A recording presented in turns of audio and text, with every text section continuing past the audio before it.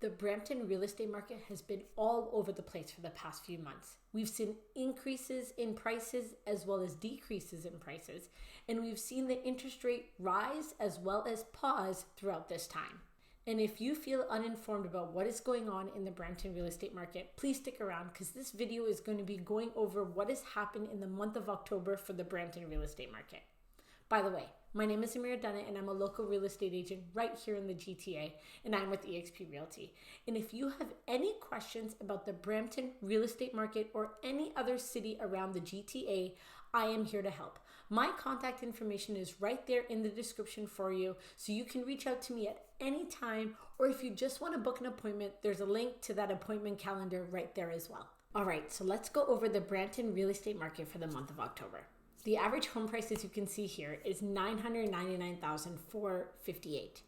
Now in the month of September, we were at $1,041,528. So we have decreased by 4.24% since September. And from October of last year, we have decreased by 0.38%. We had 338 sold listings. We had 1,066 new listings come into the market in October, and we have left with 1,437 active listings currently by the end of October. That's still pretty similar to what happened last month. We do have less sales right now than we did in September, but as we get into the colder months, that is something that happens. So sales are down by 19.5% from last year, and active listings are up by 38.3% from last year. And did you know only 27% of homes have sold over asking? That's because we are moving into a balanced market and pretty much a buyer's market. Now, if you look at the number of sales, we are down from last month, but the lowest month that we had this year was in January. Other than January, we are at the lowest amount of sales so far this year. So as I said, we have 1,437 active listings left at the end of the month. Out of the homes that sold, we have 142 that lasted only 15 days or less on the market, and then 175 that were between 15 days and 30 days on the market. Did you know that we had 680 terminated listings just in the month of October? That means there were 680 properties that removed themselves off the market. They could have relisted. They may have priced it wrong, but that means 680 homes did not sell and had to be removed and either relisted or just removed altogether. And 160 properties had a price change as well. Last month, that was only 86. So that means we have had 160 properties that have priced their property incorrectly.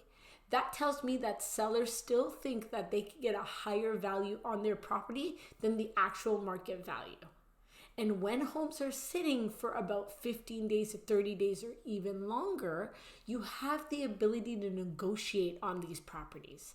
This is telling me that buyers have an upper hand, because there are 175 properties that stayed over 15 days on the market, which already tells me that they probably had some negotiation power in that, because properties in the first week should tell you what is going on if they are priced correctly, and you should hopefully get multiple showings or at least offers in that first week. If that doesn't happen, the buyer's agent then has the time to negotiate if they see something lasting about 20 days or longer on the market.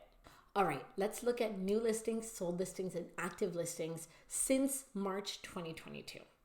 Now you can see that the highest amount of new listings that we had were back in March and April of 2022. Since then, you could see that it has decreased all the way till the winter, and then it came up a little bit because in May and June of 2023, we paused interest rates. And when that happened, a lot of sellers put their properties up on the market because they saw that we were getting back into multiple offers, and we saw that we were getting competitive with buyers. In July and June, they decided to raise the interest rate again, and you can see that this properties that came on the market started to dip a little bit. And since then, you can see that October was the lowest month of new listings. We had 1,066 new listings come up on the market. Now, when you look at the properties that are sitting on the market by the end of the month, ever since what happened in June, where a lot of properties started to be listed and then a lot of properties actually started to sell, you can see that a lot of the active listings that are left at the end of the month started to increase. Okay, now looking from October from 2019 all the way to 2023, where the prices have changed in this month. So back in 2019, you could buy a detached house for $850,000. Now we're at 1.146. That is a big difference in just the span of 5 years. In 2021, prices hit $1.3 million for a detached house. That is super expensive. And just in that year from 2020 to 2021, it literally gained $300,000 in value. That's crazy. Now, semi-detaches, again, 2021, we hit $1 million.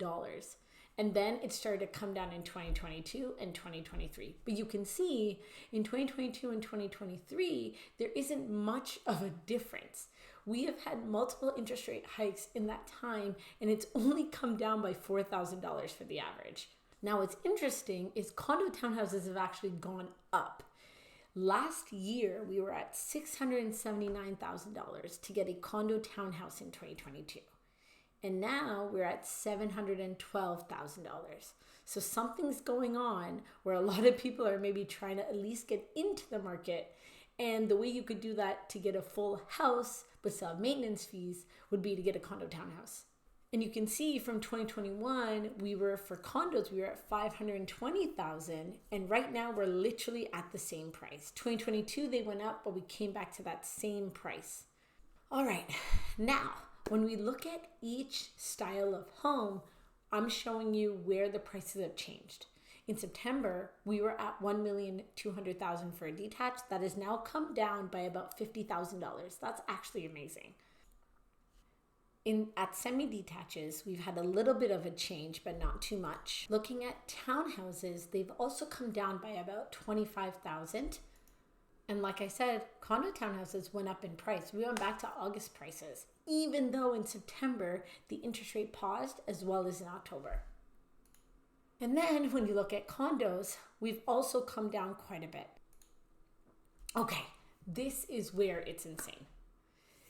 How many properties have sold over asking in the month of October?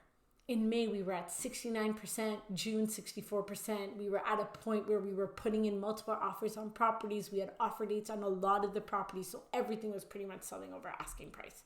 And then in June and July, they decided to raise interest rates, which caused the bidding war situation to slow down. We went to 48% in July and 38% in August.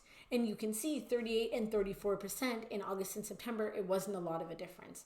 But in October, we've only had 27% of properties sell over asking price, which means a lot of homes are being priced at market value at the prices that the seller believes they want for this property. And like I said before, if property is sitting on the market for about 30 days, you have negotiation room, which means maybe that seller priced it wrong because they think their house is worth more than it actually is. You're able to then try to get a discount on that property. This is literally telling me that 73% of homes sold under the asking price. What does that tell you? So that is our breakdown for October 2023 Brampton real estate market. I'm going to be doing one of these videos every single month just to keep you informed of what is going on in our market. You'll be able to know if prices are going up, if they're going down, where we're at, if we're in a situation where there's multiple offers and a lot of properties being sold over asking. All that information is going to be in these videos, so please go ahead and like and subscribe to my channel. And if you guys have any questions about the Brampton real estate market or any other city right here in the GTA, please go ahead and reach out because my contact information is right there in the description, and I can't wait to see you guys next week. Thanks so much.